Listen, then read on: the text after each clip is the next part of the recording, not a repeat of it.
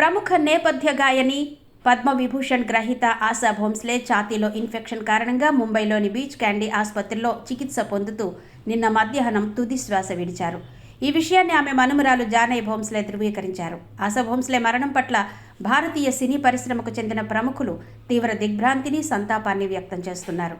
దశాబ్దాల కాలం పాటు వేల పాటలతో అలరించిన ఆశా భోంస్లే కేవలం గాయనిగానే కాకుండా విజయవంతమైన వ్యాపారవేత్తగా కూడా రాణించారు. ఆమె ఆశాస్ పేరుతో అంతర్జాతీయ స్థాయిలో రెస్టారెంట్ నెట్వర్క్ను నడుపుతున్నారు. దుబాయ్, కువైట్, బహ్రెయిన్తో పాటు యూకేలోని బర్మింగ్హామ్, మాంచెస్టర్ వంటి ప్రధాన నగరాల్లో ఈ రెస్టారెంట్లు విస్తరించున్నాయి. తాజా నివేదికల ప్రకారం ఆశా భోంస్లే ఆస్తుల విలువ సుమారు 200 నుంచి 250 కోట్ల వరకు ఉంటుందని అంచనా. సంగీతం, రెస్టారెంట్ వ్యాపారంతో పాటు ఆమె రియల్ ఎస్టేట్ రంగంలోనూ భారీగా పెట్టుబడులు పెట్టారు. ముఖ్యంగా ముంబై, పూణే వంటి నగరాల్లో ఆమెకు ఉన్న విలాసవంతమైన గృహాల విలువే సుమారు 80 నుంచి 100 కోట్ల వరకు ఉంటుందని సమాచారం.